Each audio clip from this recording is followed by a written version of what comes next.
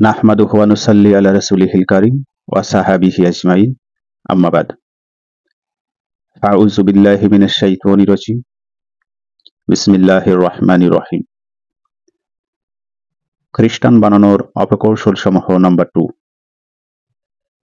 বহুকাল থেকে তারা তাদের উদ্দেশ্য বাস্তবায়নের জন্য আঞ্চলিক ও আন্তর্জাতিক অনেক সম্মেলন করেছে। এমনকি বর্তমানেও তাদের মিশনে উক্ত দায়িত্ব নিয়োজিত কর্মীগণ দূত হিসেবে তাদের নিকট কৌশলসমূহের কার্যকারিতা, তাদের প্রভাব, তাদের সফলতা এবং গুরুত্বপূর্ণ বিষয় মত বিনিময়ের প্রস্তাব নিয়ে একত্রিত হয়। আর এই জন্যই তারা সুদূর প্রসারিত পরিকল্পনা ও কর্মসূচি প্রণয়ন করে সামনে অগ্রসর হচ্ছে। তাদের অপকৌশল সমূহের কিছু দৃষ্টান্ত আমরা তুলে ধরব। মুসলিম বিশ্বে খ্রিস্টান মিশনারির গোষ্ঠী প্রেরণ এবং খ্রিস্টানবাদের দিকে আহ্বান জানানো। এই লক্ষ্য অর্জনের জন্য তারা নিম্ন কর্মসূচি সমূহ গ্রহণ করেছে। খ্রিস্টান ধর্মের পরিস্থিতিমূলক বিভিন্ন বই।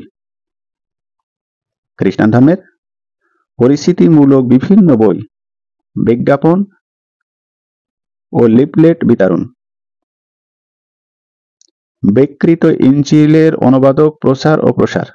বিকৃত ইঞ্জিলের অনুবাদ, প্রচার ও প্রসার।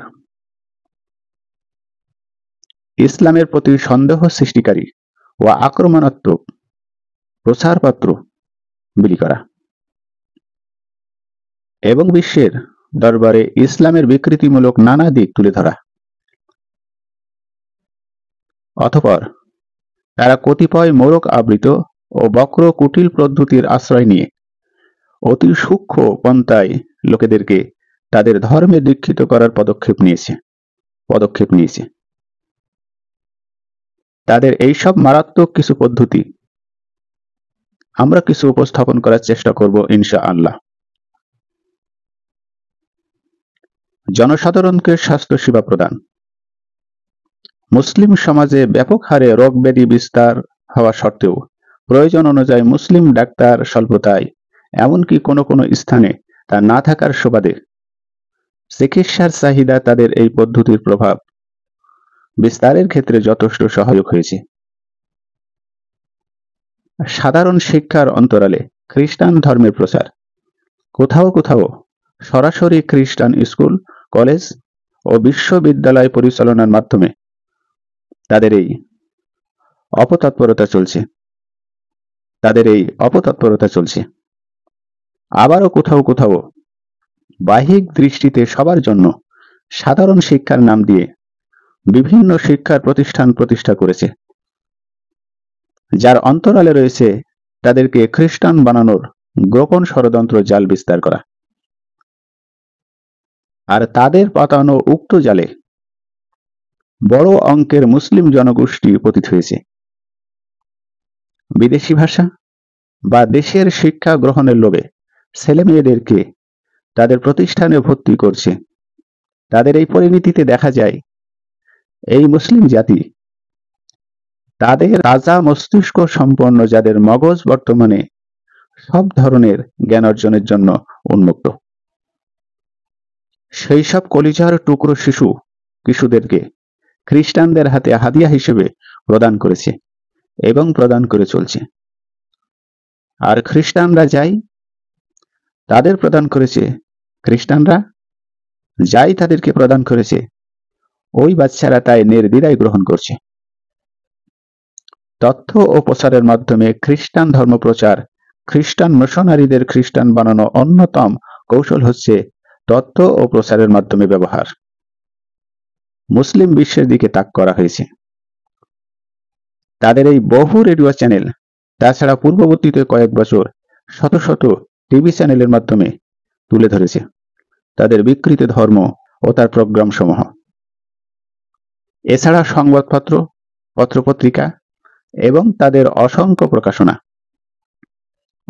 প্রকাশনা প্রচারণাও এই পদ্ধতির অন্তরালে অন্তর্ভুক্ত। তাদের উক্ত দর্শনীয় স্রোত ও পঠিতব্য সম্প্রদায়ের মাধ্যমগুলো খ্রিস্টান ধর্ম প্রচারের চাকাকে বিভিন্নভাবে সামনে এগিয়ে নিয়েছে। উদাহরণস্বরূপ, তারা ওইসব সম্প্রচারের মাধ্যমে দ্বারা খ্রিস্টান ধর্মের তথাকথিত বানানোর বৈশিষ্ট্য প্রচার করছে। তারা বিশ্বের সকলের দয়া, ভালোবাসা ইত্যাদি রয়েছে বলে তারা মিথ্যা তথ্য প্রচার ও প্রসার করছে, তাদের ধর্মের প্রতি আহ্বান জানাচ্ছে। মুসলিমদের আকীদা, বিশ্বাস, তাদের ধর্মীয় নিদর্শন এবং তাদের পরস্পরের বিবিধ সম্পর্কে সন্দেহে সংশয় সৃষ্টি করার মাধ্যমে তাদের বিকৃত খ্রিস্টান ধর্মের প্রতি আহ্বান জানাচ্ছে। তারা নগ্নতা, যৌনতা প্রভৃতি উত্তেজনক বিভিন্ন অশ্লীলতা সম্প্রচার করে দর্শকদের নৈতিক চারিত্র্য ও পবিত্রতা বিনষ্ট করা, লজ্জাহীন বানানো, তাদেরকে প্রবৃত্তির প্রয়োজনীয় ও ক্ষণস্থায়ী আনন্দর মোহে নিপতিত করে ভোগের স্বাদে পরিণত করা। কেননা তারা এই ধরনের হয়ে গেলে তাদের যে কোনো দাওয়াত বা মিশন তাদের মাঝে সফল হবে। এমনকি মুরতাদ, কাফির হওয়ার ব্যাপারেও তাদের কোনো দ্বিধা থাকবে না। যখন তাদের ভেতরে অশ্লীলতা, বেহায়াপনা, নির্লজ্জতা তাদের ভেতরে প্রকাশ করবে। আল্লাহ আমাদেরকে এই পরিস্থিতি থেকে রক্ষা করুন।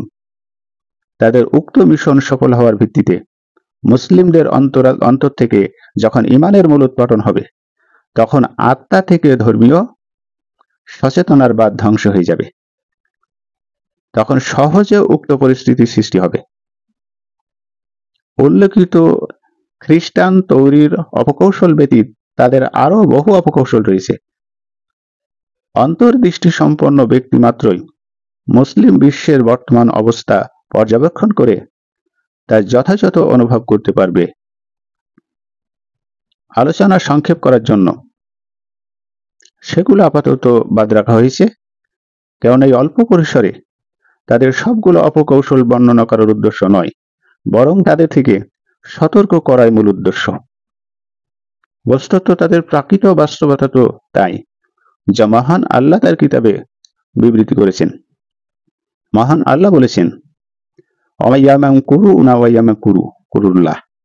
আল্লাহু খায়রুল মাকিরিন। আল্লাহ বলেছেন সূরা আনফাল আয়াত নাম্বার 30, আর তারা ষড়যন্ত্র করে, আল্লাহ তাদের ষড়যন্ত্রের বিপরীতে কৌশল করেন। বস্তুত আল্লাহর কৌশল অতি উত্তম। আল্লাহ এখানে খ্রিস্টানদের অপকৌশলের প্রতিবাদ করেছেন, বলেছেন, আর তারা ষড়যন্ত্র করে, আল্লাহ তাদের ষড়যন্ত্রের বিরুদ্ধে কৌশল করেন। বস্তুত আল্লাহর কৌশলই অতি গুরুত্ব এবং উত্তম। এরপরেও আল্লাহ পাক রব্বুল আলামিন অন্য একটি জায়গায় তিনি বলেছেন, আর সেটা হচ্ছে সূরা তাওবা আয়াত নাম্বার 32। আল্লাহ বলেছেন, তারা তাদের মুখের ফুৎকারে আল্লাহর জ্যোতি নির্বাপিত করতে চায়। কাফিরগণ অপ্রতিকার মনে করলেও আল্লাহ তার জ্যোতির পূর্ণতা বিধান করা ব্যতীত অন্য কিছু চান না। আল্লাহ তাদের প্রতিবাদ করে বলেছেন, যারা ইসলামকে মুখের ফুৎকারে নিভিয়ে দিতে চায়, তারা তাদের মুখের ফুৎকারে আল্লাহর জ্যোতিকে নির্বাপিত করতে চায়। কাফিরগণ অপ্রতিকার মনে করলেও আল্লাহ তার জ্যোতির পূর্ণতা বিধান করা ব্যতীত অন্য কিছু চান না। অর্থাৎ পরিষ্কার, তারা যতই চেষ্টা করেছে ইসলাম প্রসার বৃদ্ধি পাচ্ছে এবং মুসলিমের সংখ্যা প্রতি বছর বিশ্বে ক্রমাগত বৃদ্ধি পাচ্ছে। এবার আসুন খ্রিস্টানদের এই অপতৎপরতার বিপরীতে মুসলিমদের করণীয় কি? খ্রিস্টানদের এই অপতৎপরতার বিপরীতে মুসলিমদের করণীয় কি?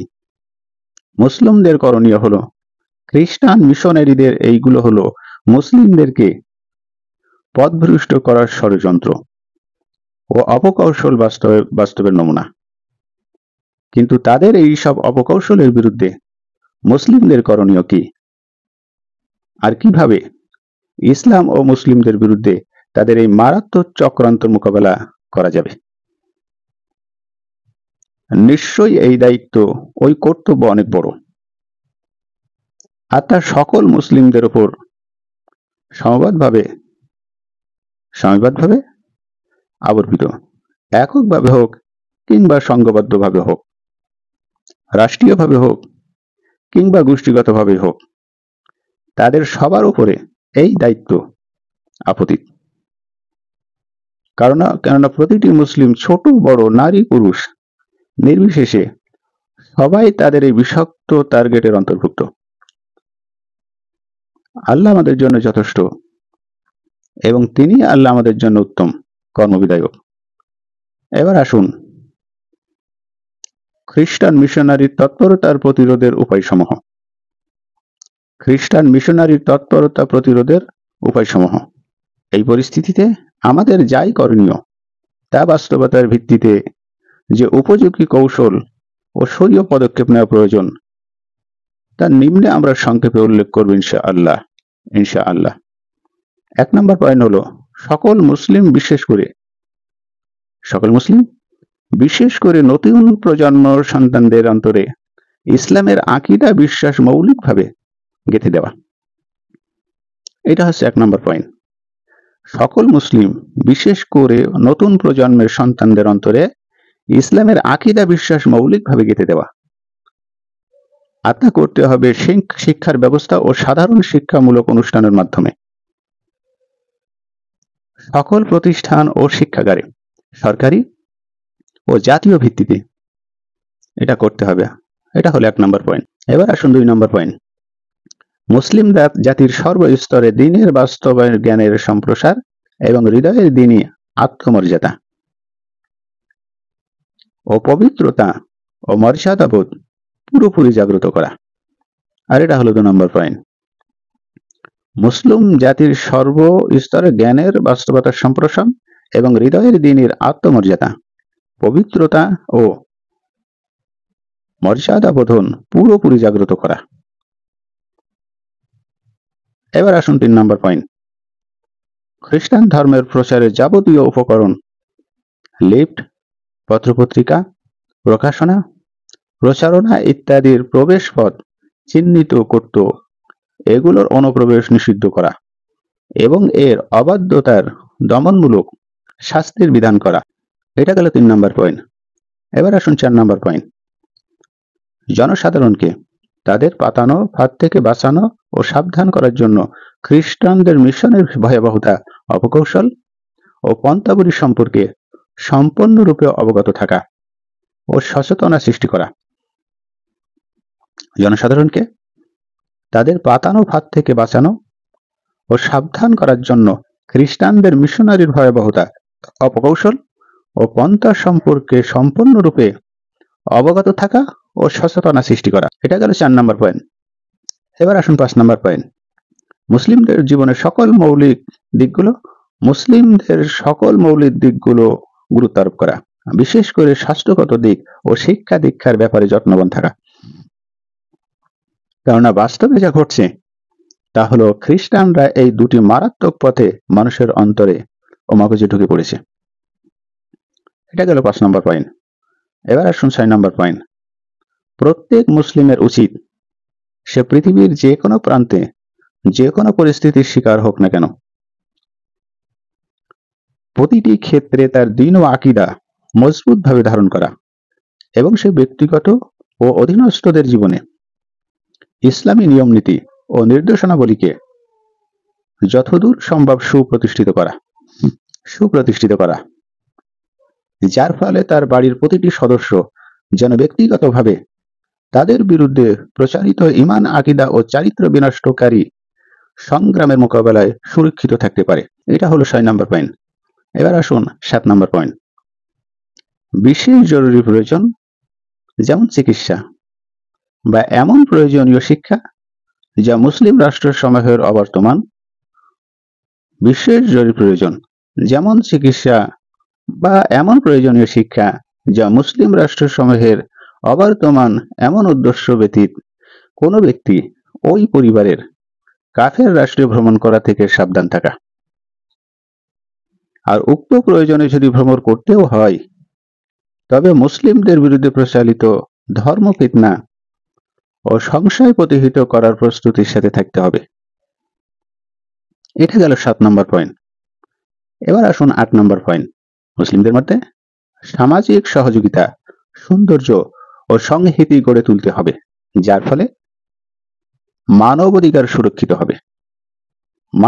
সুরক্ষিত হবে এবং মুসলিমদের যাবতীয় অভাব দূরীকরণে সমসাময়িক ভিত্তিক জনকল্যাণমুখী দাতব্য প্রকল্প বাস্তবায়ন করতে হবে।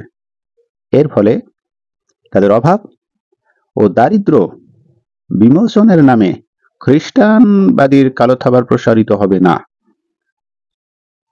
হবে না।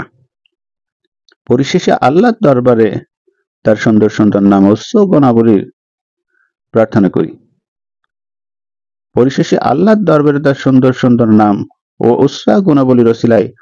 করি। তিনি আল্লাহ যেন মুসলিমদেরকে বিক্ষিপ্তকে একত্রিত করে দেন, তাদের পরস্পরের আন্তরিকতাকে সুদৃঢ় করেন, তাদেরকে সংঘবদ্ধ করেন এবং প্রশান্তির পথে তাদেরকে প্রসারিত করেন।